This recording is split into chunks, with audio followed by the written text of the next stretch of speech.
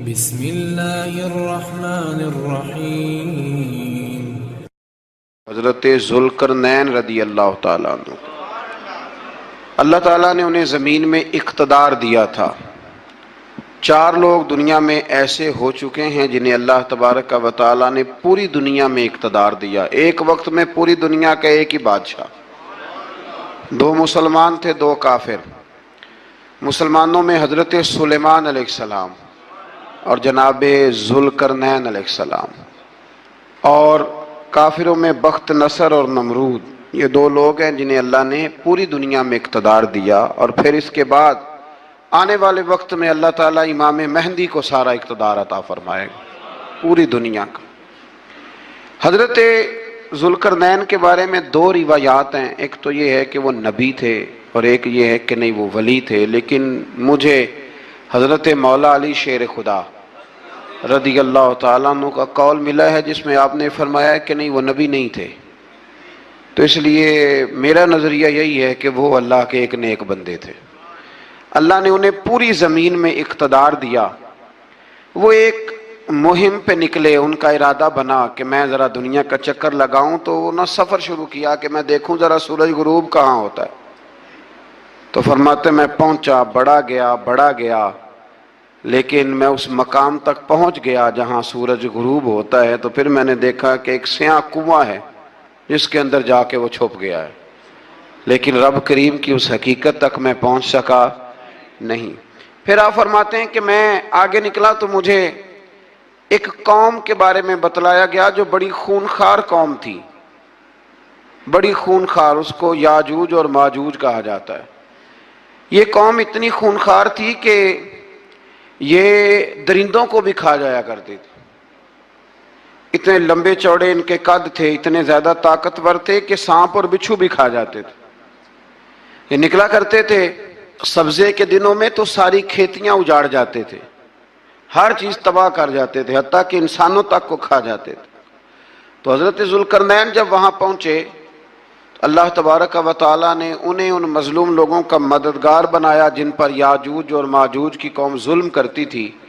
انہوں نے آپ سے کہا کہ حضور مہربانی فرمائیں، اس قوم سے تو ہماری جان چھڑائیں۔ آپ نے فرمایا تم میری مدد کرو۔ انہوں نے کہا حضور کس طرح؟ فرمایا بس جسمانی طور پر میری مدد کرو۔ تو آپ نے پھر وہاں ایک دیوار بنائی، ایک دیوار، لوہا کاٹ کر، سیسا پگھلا کر، پتھر ڈال کر ایک بڑی موٹی تازی دیوار بنائی، اور اتنی اونچی بنائی، اور پھر اس کے چاروں جانب آگ جلائی تاکہ وہ لوہا اس طرح پگھل جائے کہ وہ دیواروں کے ساتھ چپک جائے، تاکہ کوئی آدمی پیر رکھنا چاہے تو پیر رکھ کے اس پہ چڑھ نہ سکے۔ آپ نے وہ دیوار بنائی۔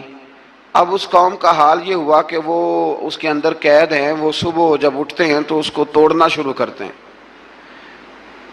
توڑتے رہتے ہیں، تو جب شام ہوتی ہے تو ان میں سے ہر روز ایک شخص کہتا ہے اتنی رہنے دو، باقی کل کریں گے۔ لیکن جب وہ سویرے اٹھتے ہیں تو اللہ تعالیٰ اس دیوار کو پھر سے مضبوط فرما دیتا ہے۔ نبی کریم علیہ السلام نے فرمایا قرب قیامت میں ایک وقت آئے گا، قیامت کے قریب جا کے ایک ٹائم ایسا آئے گا کہ اس مخلوق میں سے ہی ایک شخص پکارے گا اور پکار کے کہے گا کہ اب سو جاؤ انشاءاللہ۔ اللہ ان کی زبان پہ جاری کہے گا اب سو جاؤ اور سویرے انشاءاللہ یہیں سے شروع کریں گے۔ تو فرمایا وہ چونکہ انشاءاللہ کہیں گے تو پھر اللہ تبارک و تعالی اگلے دن اس دیوار کو وہیں پہ رکھے گا جہاں رات کو انہوں نے اسے چھوڑا تھا۔ اگلے دن وہ توڑیں گے تو دیوار ساری ٹوٹ جائے گی، اور پھر اللہ تبارک و تعالیٰ کا فضل ہوگا تو مسلمان کی طرف وہ بڑھیں گے، وہ قتل و غارت کریں گے، پھر سے وہی درندگی کریں گے، تو پھر حضرت عیسیٰ علیہ السلام ان کے لیے دعا کریں گے۔ تو دعا کا یہ حال ہوگا کہ ان کے وجود پر کچھ ایسی چیزیں برآمد ہوں گی جن کی وجہ سے وہ مر جائیں گے، ختم کر دیے جائیں گے، قیامت کے قریب جا کے وہ دوبارہ آئیں گے۔ اس کے بعد پھر اللہ تبارک و تعالیٰ نے سورہ کہف کی آخری آیات میں 7 سمندر اور ان جیسے اور بھی آ جائیں، فرمایا 7 سمندر ہوں اور ان جیسے اور بھی آ جائیں، اور مل کر وہ روشنائی بن جائیں تو میرے رب کے کلمات ختم ہونے سے پہلے سمندر ختم ہو جائیں گے۔ اور آخری آیت میں اللہ تعالیٰ نے فرمایا کہ اے رسول صلی اللہ تعالی علیہ وسلم آپ کہہ دیجئے کہ میں تمہاری طرح ہی ایک بشر ہوں، انا بشر مثلکم، میں بھی تمہاری طرح ایک۔ اب مثلکم کا بہت سارے لوگوں نے ترجمہ اپنی طرح کا کر لیا ہے، حالانکہ حضور صلی اللہ تعالی علیہ وسلم نے فرمایا کہ بشر ہونے میں میں تمہاری طرح ہوں، رسول ہونے میں تمہاری طرح نہیں، اللہ کا حبیب ہونے میں تمہاری طرح۔ اور وہ یہ جو میں کہہ رہا ہوں نا نہیں، تو یہ صحیح بخاری کے لفظ ہیں، حضور نے فرمایا ایکم مثلی، کون ہے تم میں جو میری طرح ہو، یہ صحیح بخاری کے لفظ ہیں۔ اللہ تبارک و تعالی سمجھنے کی توفیق عطا فرمائے۔ پھر اس سے آگے سورہ مریم شروع ہوتی ہے۔ اس صورت میں اللہ تبارک و تعالی نے حضرت زکریا علیہ السلام کا ذکر فرمایا ہے کہ وہ لا ولد تھے اور بڑھاپے کی عمر کو پہنچ چکے تھے۔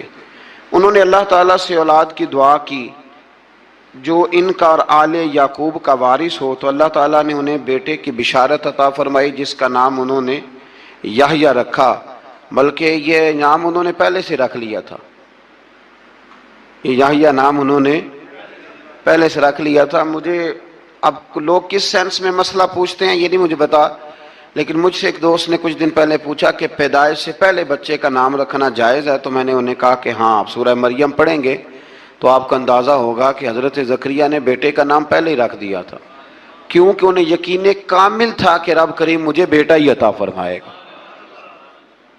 تو حضرت یحییٰ علیہ السلام کو اللہ تعالیٰ نے بچپن میں ہی نبوت عطا کی اور کتاب دی۔ ان کے اوصاف یہ بیان کیے کہ وہ پاکیزہ اور متقی تھے، ماں باپ کے ساتھ نیکی کرنے والے تھے اور سرکش نہیں تھے۔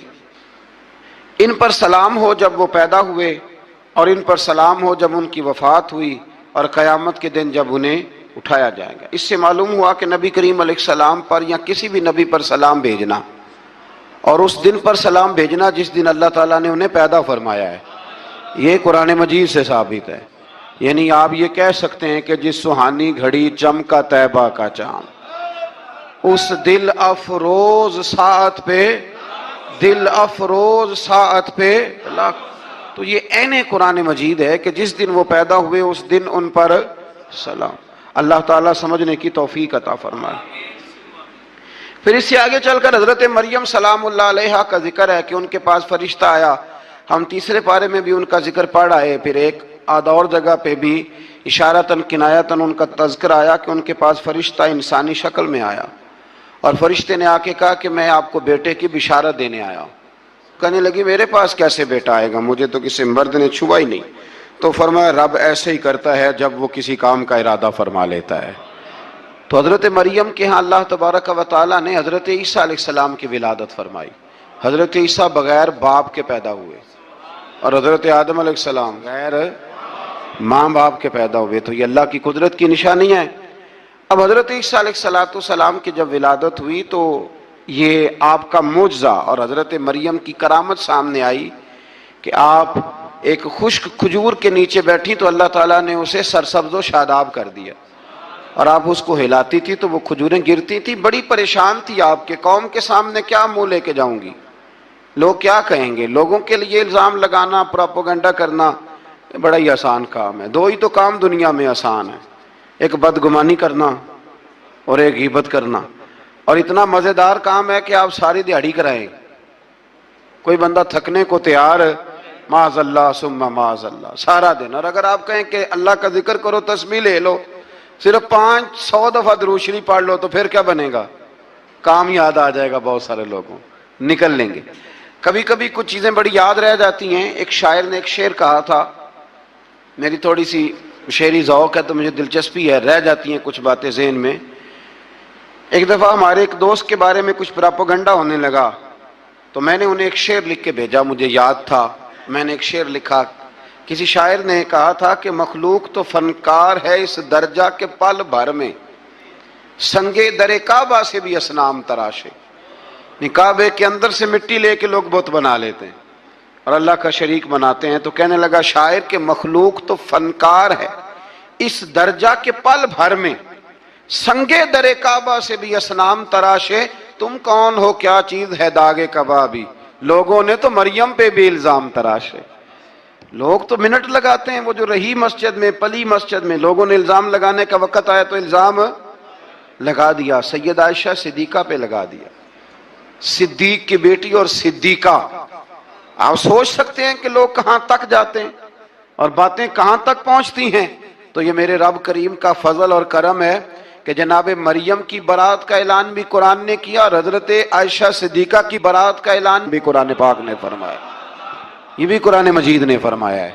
اور کل پرسوں بھی بات ہو رہی تھی حضرت یوسف علیہ السلام کی، تو الزام تو لگتے رہتے ہیں، تو میں نے اس دن بھی سوال کیا تھا، پھر دہراتا ہوں کہ غلطی کیا تھی حضرت یوسف کی؟ کبھی کنواں اندھیرا، کبھی بھائیوں کے تھپڑ، کبھی مصر کا بازار، اور ذرا سوچو تو صحیح جب بولیاں لگتی ہیں انسان کی تو کیا حال ہوتا ہے۔ اور پھر ذرا یہ بھی تو دیکھو نا کہ جب زلیخا نے الزام لگایا تو پھر کیا حال ہے، اور پھر 12 سال کی جیل، پر رب فرماتے ہیں شانیں میں نے یوسف کو ہی عطا فرمائی ہیں۔ تو حضرت مریم سلام اللہ علیہا جب وہ بیٹا لے کے گئی ان کے پاس تو انہوں نے کہا یہ کہاں سے آ گیا؟ تو آپ فرمانے لگی میں نے تو چپ کر روزہ رکھا ہوا ہے، اسی سے پوچھ لو یہ کہاں سے آیا ہے، یہی بتائے گا۔ پنگھوڑے میں تھے حضرت عیسیٰ علیہ السلام، پنگھوڑے میں، تو قرآن مجید کہتا ہے کہنے لگے قال انی عبد اللہ، حضرت عیسیٰ بولے اور بول کے کہنے لگے میں اللہ کا بندہ ہوں، اور آتانی الکتاب، خالی نہیں آیا کتاب ساتھ لے کے آیا ہوں، وجعلنی نبیا، اور اس نے مجھے نبی بنا کے بھیجا ہے۔ تو حضرت عیسیٰ علیہ السلام پنگھوڑے میں ہیں تو کلام فرما رہے ہیں، اپنے نبی ہونے کا اعلان فرما رہے ہیں۔ اب اس بندے کے قریب جا کے اس سے سوال کرنے کو دل نہیں کرتا جو نبی پاک کے بارے میں کہتا ہے 40 سال کے بعد نبی بنے۔ یہاں پنگھوڑے میں حضرت عیسیٰ کلام کریں، پنگھوڑے میں، اور وہ پنگھوڑے میں کہے میں نبی ہوں، اور تو اپنے رسول کے بارے میں یہ کہے کہ بکریاں چرا رہے تھے تو معاذ اللہ انہیں پتہ ہی نہیں تھا کہ میں نبی بن جاؤں گا۔ ایسی کوئی بات نہیں۔ اعلیٰ حضرت فرماتے ہیں اللہ اللہ وہ بچپنے کی پھبن، یعنی بچپن میں بھی رنگ ڈھنگ نرالے تھے میرے رسول کے۔ اللہ اللہ وہ بچپنے کی پھبن، اس خدا بھاتی صورت پہ لاکھوں سلام، اس خدا بھاتی صورت پہ۔ اور مرحوم اعظم چشتی نے بھی ایک جملہ بڑا خوبصورت کہا، اس نے کہا تیری حیات پاک کا ہر لمحہ پیغمبر لگے، تیری حیات پاک کا ہر لمحہ پیغمبر